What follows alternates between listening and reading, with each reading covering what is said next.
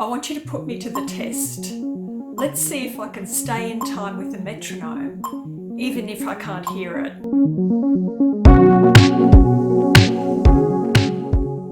You and I will be doing some quite challenging music exercises.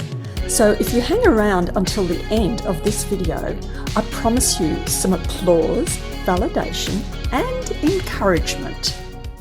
Okay, so you'll be able to see the light, but I won't be able to see the light. Okay, let's see how I do.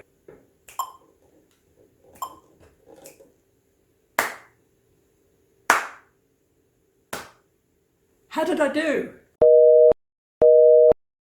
I'm going to show you how to improve your rhythm and timing. Playing on the beat is a really important skill. Whether you're a session musician, band, sing in a choir, sing with a band, play in an orchestra, or you're a conductor. So you can play either too fast so you can get ahead of the beat, so you can drift faster and faster. And that can happen sometimes in sections of musicians that are just in their own little world when they're playing quavers and they're playing really loud. They get a little bit carried away, and so they can really take off, stampede really. Sorry, brass players. Also rhythm sections, if they're in the groove, maybe they get a little bit too relaxed and they sort of drift slower and slower, and coming in late. If you're a singer, that happens too. You probably know when you're out of time, when the conductor screams at you. What's another thing that can happen? Band members get cranky with you. The producer that's running the recording session keeps stopping. So what you need to do is develop your sense of rhythm so that you have a sort of a click track going off in your head. And it's not just a click track that plays the beat. It's the little tiny units of time in between the beat. To do this subdividing, we're going to use semiquavers or 16th notes. They're the same thing. Start with a crotchet or a quarter note. There's the note head and the stem. Divide the note head in half. That's just the idea of making eighth notes, 2 equal halves there. Then to get 16th notes, just divide the eighth notes in half, and there you have 4 semiquavers or 4 16th notes. You'll also need drumsticks and a drum. Here's our first exercise. Stems up for the full beats and stems down for the semiquavers or the 16th notes. So we're going to play this together.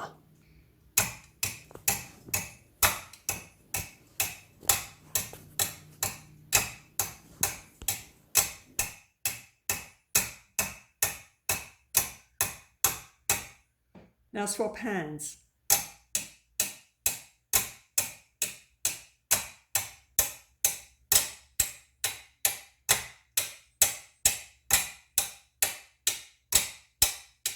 This time, to help you internalize that, we're going to get softer and softer until there's no sound. So this just repeats. There's our repeat sign over and over.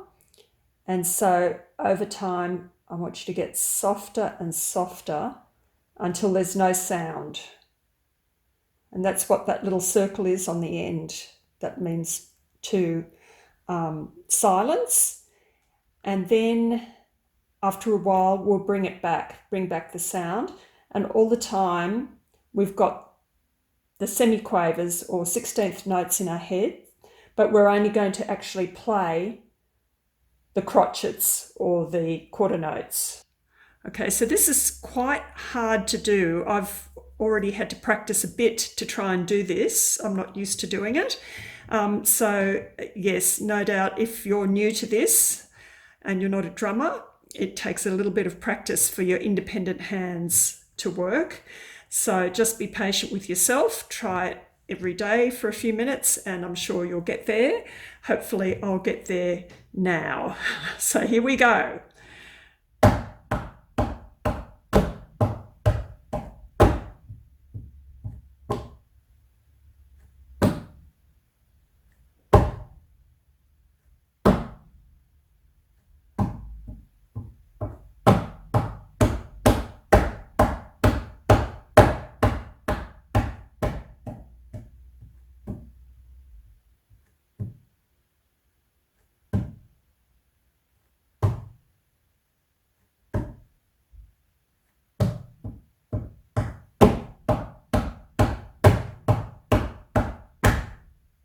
Okay, so let's play this rhythm together.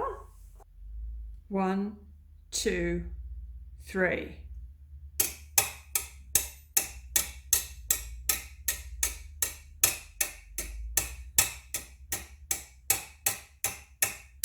Now I'm going to cut out one of the notes, so you've got to imagine the note.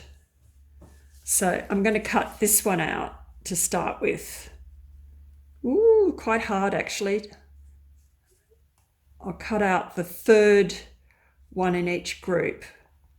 Okay, so we'll start with just straight semiquavers to get into the groove, and then a 16th notes, and then when I say 3, the next time we're going to cut out that note. Let's see how we go. Okay, 1, 2, 3.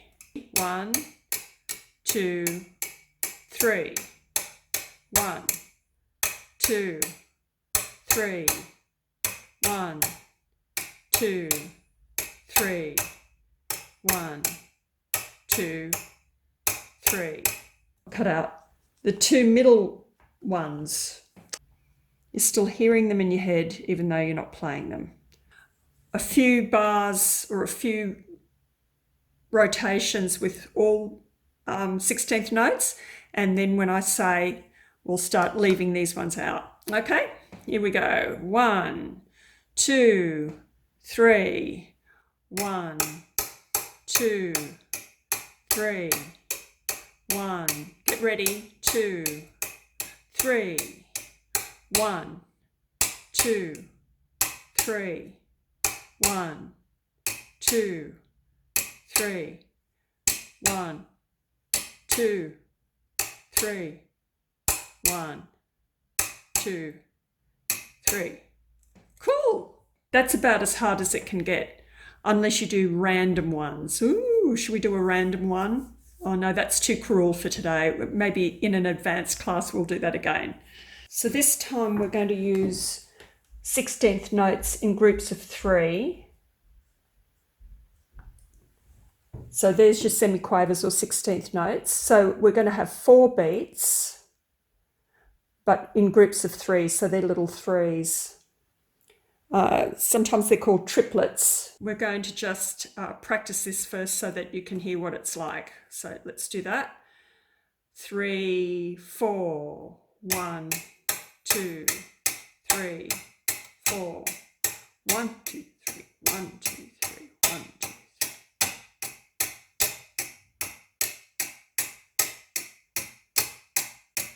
Okay, let's try swapping hands.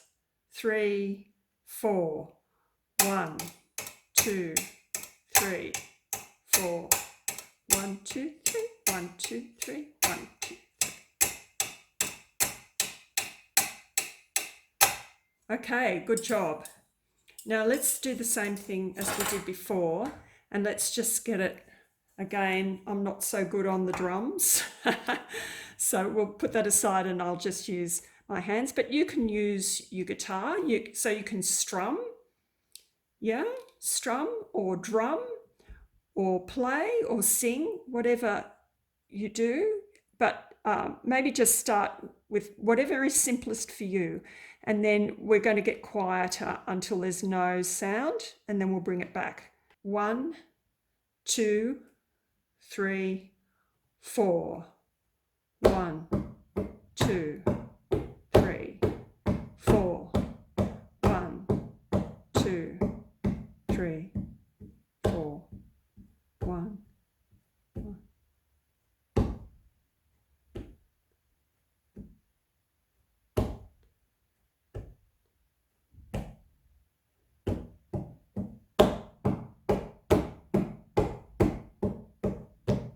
Okay, let's, just for more practice, let's swap hands, okay? 3, 4. 1.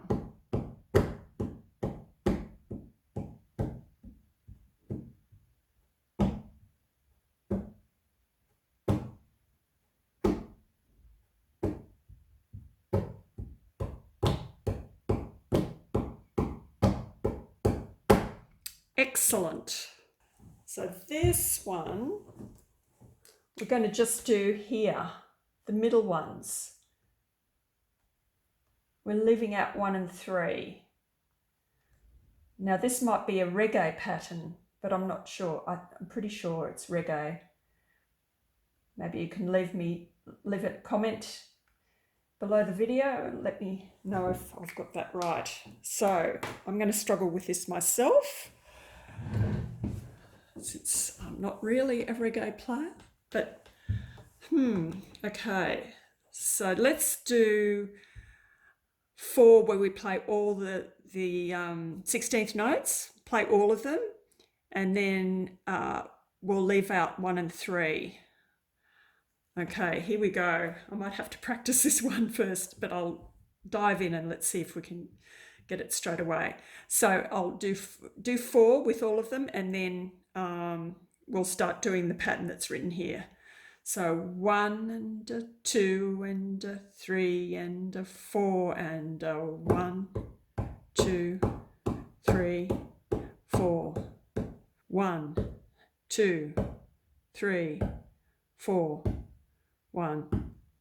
Let's go straight into it. So 1, 2, 3, 2, 2, 3, 3, 2, 3, 4, 2, 3, 1, 2, 3, 4, 1, 3, 1, 2, 3, 4, 1, 2, 3, 4, 1, 2, 3, 4,